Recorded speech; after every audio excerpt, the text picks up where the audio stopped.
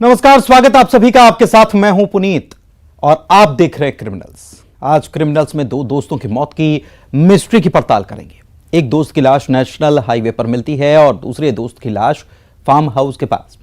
इसके साथ ही होगा एक अनजान कॉल और एक सुसाइड नोट, जिस कॉल के बाद 10 गोताखोर की टीम नदी में एक लड़की की तलाश कर रही थी। यह तलाश कहां तक पहुंची, इसका खुलासा करेंगे और साथ ही होगी किडनैपर्स की क्रूरता की कहानी।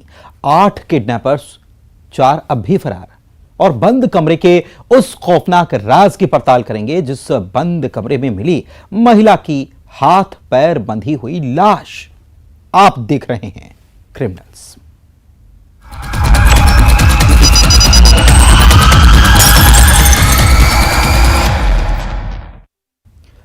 एक फार्म हाउस है जिस पर दो दोस्त जाते हैं और फिर अगले दिन एक दोस्त का शव, लाश नेशनल हाईवे पर मिलती है।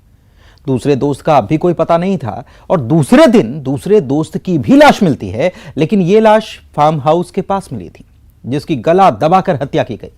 आखिरकार दो दोस्तों की मौत की यह मिस्ट्री क्या है, आइए समझते हैं।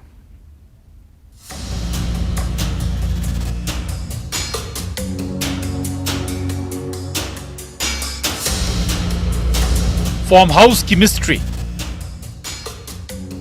NH 44 एक्सीडेंट या मर्डर। फार्म हाउस के पास मिली दूसरी लाश। 2 दिन 2 किलोमीटर, 2 दोस्तों की लाश। Double murder. कातिल कौन? NH 44 जो कश्मीर से कन्याकुमारी को जोड़ता है, लेकिन यही हाईवे 2 दोस्तों की मौत की मिस्ट्री की कहानी भी सुना रहा है। 29 जनवरी, जिस तारीख को नरसिंहपुर के मुंगवानी थाना इलाके के नेशनल हाईवे 44 पर पुलिस को रोड एक्सीडेंट की खबर मिली। अमन की लाश इस हाईवे पर मिली थी। लाश के पास मोबाइल मिला।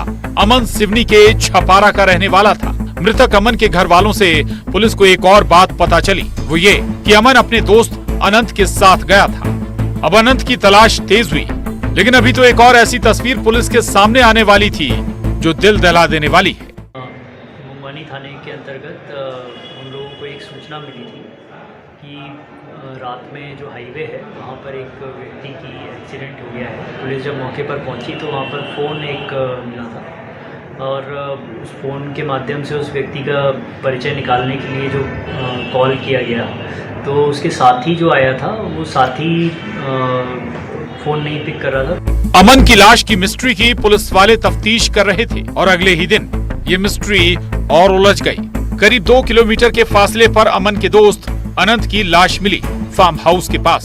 जब तलाश की गई तो अगले दिन उसके साथी की डेड बॉडी एक मुंगवानी थाने के अंतर्गत ये गांव आता है, वहाँ पर एक टमाटर का फार्म है, वहाँ पर मिली थी। अब 3 तारीखों से इस मिस्ट्री को समझने की कोशिश करते हैं। पहली तारीख 28 जनवरी, जब दोनों दोस्त जो सब्जी के व्यवसाय से जुड़े हुए हैं नरसिंहपुर के मुंगवानी में आते हैं। गाडरवाड़ा खेड़ा रोड पर टमाटर खरीदने फार्म हाउस पहुंचे थे। और दूसरी तारीख 29 जनवरी, जब पहले दोस्त अमन की लाश नेशनल हाईवे पर मिली। तारीख 30 जनवरी, जब दूसरे दोस्त अनंत की लाश फार्म हाउस के पास मिली।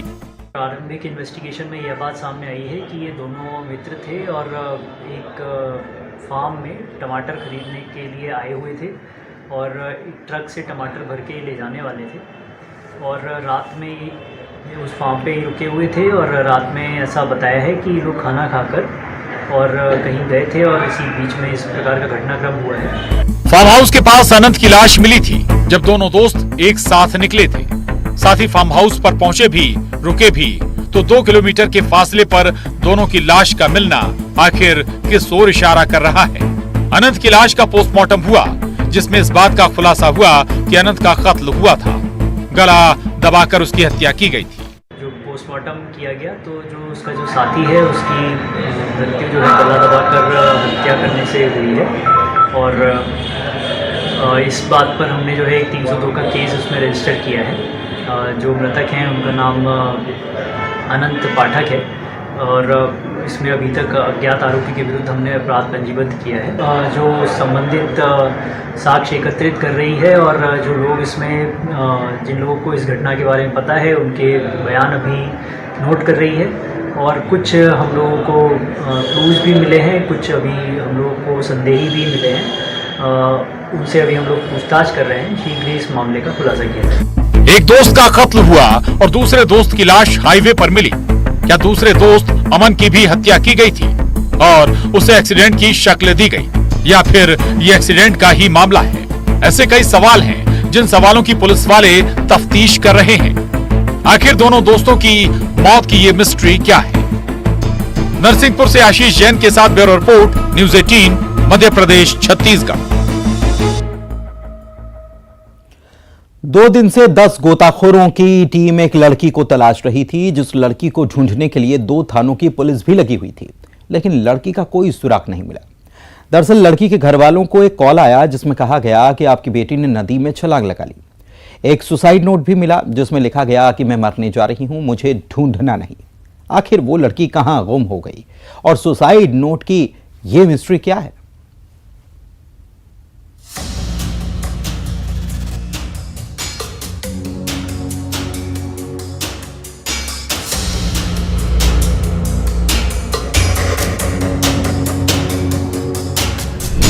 गोताखोर 2 दिन नदी में उसकी तलाश, एक अनजान कॉल ने उड़ाए होश, सुसाइड नोट की मिस्ट्री, मैं मरने जा रही हूँ, मुझे ढूंढना नहीं।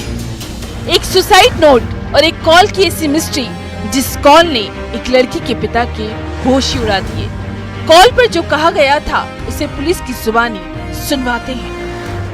एक मोबाइल द्वारा उसके पिता को सूचना दी गई थी कि आपकी बेटी पानी में कूद गई है। उस फोन नंबर की तस्दीक भी की गई, परंतु उस फोन नंबर के बारे में भी कोई स्पष्ट जानकारी नहीं मिली, नया एक्टिवेट हुआ था। जाहिर सी बात है, इस कॉल के बाद लड़की के परिवार वालों के होश उड़ना ही था। इधर पुलिस को भी एक खबर मिली, ये खबर भी होश उड़ाने वाली थी। मंदसौर की शिवना नदी के काला भाटा बांध से पानी में एक लड़की के कूदने की ये खबर थी। काला भाटा बांध सिटी कोतवाली थाना इलाके और नई आबादी थाना इलाके में आता है, लिहाजा दोनों थानों की पुलिस एक्टिव हो गई।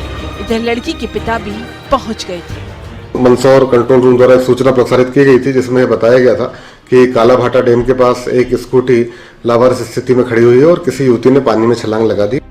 पहले बेटी की सुसाइड करने की खबर, दूसरा डैम के पास लड़की की गाड़ी का मिलना जिसमें एक सुसाइड नोट भी मिला जिसमें लिखा गया था, मैं मरने जा रही हूँ, मुझे ढूंढना नहीं। तो स्कूटी में एक पत्र भी लिखा हुआ था जो जाने के संबंध में प्रकट कर रहा था और तत्काल ही वहां गोताखोर बुलाए गए थे और 10 गोताखोरों के द्वारा गहरे पानी में तलाश की गई, लेकिन कोई सूत्र प्राप्त नहीं हुई। देर रात तक तलाश जारी रही और फिर शुरू हुआ नदी में ऑपरेशन जिंदगी की तलाश।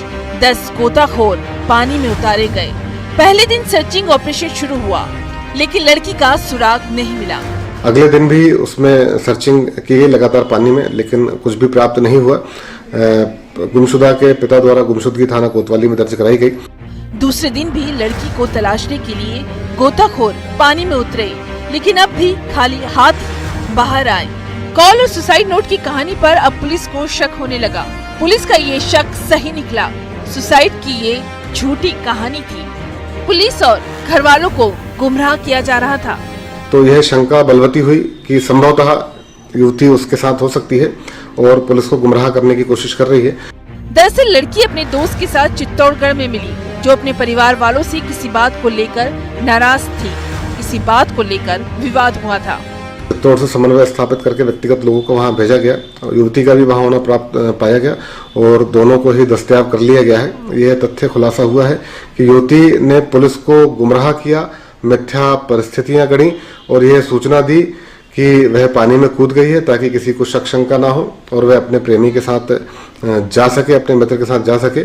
उसी को दस्तयाब करके अभी आगे की पूछताछ की जा रही है। सुसाइड की झूठी कहानी, जिस कहानी के सच को बाहर लाने के लिए 2 थानों की पुलिस परेशान होती रही। मंदसौर से नरेंद्र धनोतिया के साथ bureau report, news 18, Madhya Pradesh, Chhattisgarh.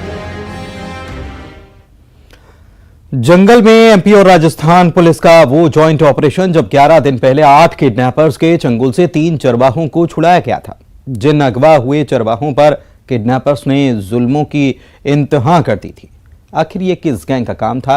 Police के हाथ 3 बदमाश तो लग गए थे, लेकिन गैंग के कई राज खुलना बाकी थे और फिर पुलिस को 30,000 के इनामी बदमाश के जंगल में छिपे होने की खबर मिली और फिर शुरू हुआ जंगल में ऑपरेशन किडनैपर।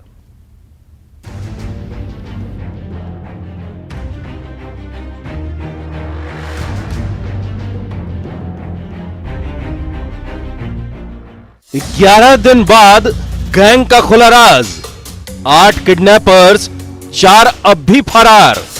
किडनैपर्स के क्रूरता की कहानी, अब भी बदमाशों की तलाश, जंगल में ऑपरेशन किडनैपर। जिस किडनैपर की आप तस्वीर देख रहे हैं वो ठीक से चल भी नहीं पा रहा है, लाठी का सहारा लेकर चल रहा है। ये बदमाश जिस गैंग का साथी है उस गैंग के जुल्म सितम की कहानी एक बार फिर सुनिए। श्योपुर के धनकपुर गांव के पास से जंगल से अगवा हुए गंजनपुरा गांव के गुड्डा बघेल, भरतू बघेल और भूरापुर गांव के राम स्वरूप यादव का दर्द जो रोंगटे खड़े करने वाला है। 8 किडनैपर्स जिन 3 चरवाहों को अगवा करके ले गए थे, 7 दिन तक जुल्म किया, एक वक्त की रोटी दी, मारपीट भी की, पैर के नाखून भी जलाए। ये दर्द अगवा हुए चरवाहों ने बयां किया था। उसी गैंग का ये बदमाश साथी है। हाँ तीसरे समय यहाँ नकुआ कुनो वो हाँ अब ना पूछेगा जोन तो वो हाँ आई जी जे मारो जी नकुआ हाँ बाबा आपके साथ मारपीट की है? हैं मारपीट की उन्होंने? और का हां कुनो ही टांगा में तो उन्होंने छोड़ा या आप भाग के आए हैं? बड़े क्या है उन्होंने आपके साथ मारपीट वगैरह की थी? हां हमारे ही आपका अपहरण हो गया तो कैसे आए हो आप? हम भाग के आए था कहाँ से? जब कुनो के डांग में थे आपको 8 दिन ये बदमाशों ने किस तरह रखा? हम आंखें मान कर आपके साथ मारपीट वगैरह की? हम कति करी हुए। कहाँ से भाग के आए हो आप? हम आए हैं रास्ता में थे। अभी कुछ देर पहले बता रहे थे कुनो से भाग आए हैं आप। कुनो से वो आए तो रास्ता को लेकर गए तो कुनो में फिर आए लौट। तो अभी कहाँ से आए हो आप? कुनो से यहाँ तो आपने बदमाशों ने आपके साथ मारपीट वगैरह की है क्या? तू करिए साहब बदमाशों को आप पहचानते हो? सब माई आँख बंदी रहती मन ना पता। आपको खाने पीने के लिए दिया था? खाने पीने के एक रोटी दे जाते और दूध जा बैठते, एक दूध पकड़ा जाते। अपहरण के इस केस में श्योपुर और राजस्थान पुलिस के ज्वाइंट ऑपरेशन से तीनों चरवाहा 7 दिन बाद किडनैपर्स के चंगुल से रिहा तो हुए, लेकिन ये गिरोह कौन सा है इसका सुराग पुलिस के हाथ नहीं लगा था। पहले गैंग के 3 आरोपी पुलिस के हत्थे चढ़े थे, लेकिन अब भी 5 बदमाशों का सुराग मिलना बाकी था। 11 दिन बाद इस अपहरण के मामले में चौथे बदमाश हलुका गुर्जर की खबर पुलिस को मिली, जो 30,000 का इनामी बदमाश है। विजयपुर का जो अपहरण कांड था उसका आरोपी जो 30,000 का इनामी हल्का गुर्जर है, उसको कल मुरैना और जो श्योपुर का बॉर्डर है उससे गिरफ्तार करने में सफलता मिली है। जो विजयपुर अपहरण कांड के आरोपी थे उनकी तलाश और गिरफ्तारी के लिए एसपी सर के मार्गदर्शन में लगातार श्योपुर पुलिस की तमाम टीमें अभी काम कर रही थीं, तो उसी कड़ी में कल ये सफलता मिली है। श्योपुर मुरैना जिलों की बॉर्डर सीमा के पास स्थित लोकुंड के जंगल का है। लोकुंड के जंगल में फरार चल रहे हलुका गुर्जर को पकड़ने के लिए ऑपरेशन चलाया गया। अरेस्ट किया है तो इससे एक 315 बोर का कट्टा, 2 जिंदा राउंड और एक लाठी जब्त हुई है। और सबसे अच्छी बात ये रही कि इसके अरेस्ट होने के बाद इस पूरे गैंग का खुलासा हो गया। कल 2 नाम और नए नाम आए हैं जो भी वारदात में शामिल थे। तो इस तरह से अब पूरा गैंग क्लियर हो गया है। अब हमारे यहाँ कुछ 5-6 आरोपी बचे हुए हैं, इनकी गिरफ्तारी हम लोग बहुत जल्दी कर लेंगे। अब तक 4 किडनैपर्स का खुलासा हुआ है। पकड़े गए बदमाश हलुका गुर्जर ने 3 बदमाश जो अज्ञात थे उनका खुलासा किया। पूछताछ के दौरान आरोपी ने अपने 3 अन्य साथी बदमाशों के नाम भी पुलिस को बताए, जिस किडनैपिंग में कल्ला गुर्जर, रघुनाथ गुर्जर और नरेश गुर्जर भी शामिल हैं। इस पे 30,000 का इनाम था और इसके जो साथी 2-3 जो नामदर्ज हो गए थे अभी तक, सोनू नाई, बीरू नाई और राम नरेश, इन पर 30,000 का इनाम था। पर 2 नए नाम और आए हैं, कल ये रामनाथ गुर्जर और एक कल्लू करके है, तो इस पर भी बहुत जल्दी इनाम होगा और इनकी गिरफ्तारी करेंगे। बदमाश के खुलासे के बाद अपहरण में शामिल गैंग का खुलासा हुआ। अब 3 फरार बदमाशों की तलाश जारी है। श्योपुर से दीपक दंडोतिया के साथ bureau report, news 18 Madhya Pradesh Chhattisgarh. जंगल में एक बुजुर्ग की लाश मिलती है। पोस्टमार्टम रिपोर्ट से यह पता चलता है कि हत्या की गई थी। मकतूल का कोई अपना उसे मौत के घाट उतारता है। 29 दिन के बाद जब कातिल बेनकाब हुआ तो उसका चेहरा देखकर सब दंग रह गए। भांजे ने किया है मामा का मर्डर। आखिर कत्ल की वजह क्या थी?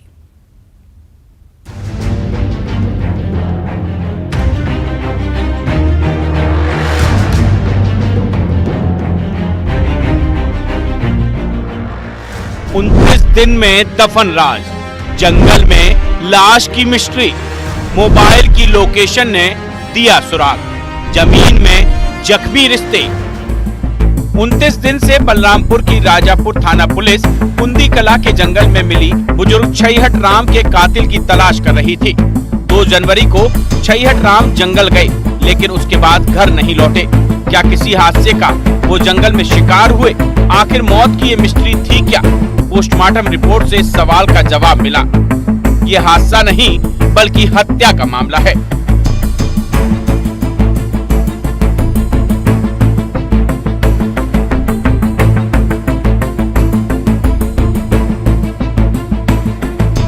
बुजुर्ग की जिंदगी के पन्ने पुलिस वाले खंगालने लगे, लेकिन किसी से दुश्मनी की कहानी सामने नहीं आई, ना ही कोई रंजिश। अब तफ्तीश की दिशा मृतक के घर वालों और रिश्तेदारों के इर्द गिर्द घूम रही थी। तभी साइबर टीम से पुलिस के हाथ लगा एक सुराग। वो क्लू था वारदात के उस वक्त उस इलाके में मिले मोबाइल की लोकेशन। ये ग्राम कुंदी कला का मामला है। 3 जनवरी 2023 को पुलिस को सूचना प्राप्त हुई थी कि ग्राम कुंदी कला में नर्सरी के बाड़ी में एक छत विछत शव प्राप्त हुआ है, जिसकी सूचना पर तत्काल जाकर के मर्ग पंचनामा किया गया और उसे जांच में लिया गया। मोबाइल की लोकेशन जिस कातिल की तरफ इशारा कर रही थी, उसका नाम होश उड़ाने वाला था। हत्यारे नारायण प्रजापति ने कत्ल किया था। कैसे किया, पहले ये सुनिए। मृतक का सगा भांजा जो झारखंड से आकर के यहाँ पहले से बसे हुए थे, मृतक के ही जमीन पर बसे हुए थे। जमीन विवाद को लेकर के ही आए दिन झगड़ा विवाद होता रहता था। अब सबसे चौंकाने वाला खुलासा, आरोपी मृतक का भांजा है, जिसने अपने सगे मामा का मर्डर किया था। झारखंड में कई साल पहले काम छोड़कर आरोपी भांजा अपने मामा के पास रहने आया था। मामा ने भांजे को न सिर्फ दिल में जगह दी थी, बल्कि उसे पनाह भी दी। लेकिन जमीन का विवाद रिश्ते पर हावी हो गया। आए दिन भांजा अपने मामा से जमीन को लेकर झगड़ा करता। वारदात से एक दिन पहले भी कहासुनी हुई थी। आरोपी भांजा मामा को ठिकाने लगाने की फिराक में था, और जब उसे जंगल में मामा अकेला जाते हुए दिखा, सारा गुस्सा उतारकर मामा का काम तमाम कर दिया। भांजा आरोपी नारायण प्रजापति घटना दिनांक को राजपुर से वापस जाते हुए जब उसे कुंदीकला ग्राम के नर्सरी बाड़ी में बाद पीएम रिपोर्ट पर डॉक्टर के द्वारा होमिसाइडल लेख होने से इस पर आईपीसी की धारा 302 और अज्ञात आरोपी के खिलाफ अपराध पंजीबद्ध किया गया। और मामले की गंभीरता को देखते हुए फॉरेंसिक एक्सपर्ट, साइबर एक्सपर्ट और वरिष्ठ अधिकारियों के संज्ञान में लाते हुए घटना का पूरा विवेचना किया गया। 29 दिन बाद रिश्तों के कत्ल का खुलासा हुआ। जमीन का टुकड़ा रिश्तों के टुकड़े टुकड़े होने की कहानी बयां कर रहा है। बलरामपुर से सूरज गुप्ता के साथ bureau report, news 18 Madhya Pradesh Chhattisgarh. इसी के साथ आज क्रिमिनल्स में बस इतना ही। मुझे दीजिए इजाजत और आप रखिए अपना ख्याल। नमस्कार।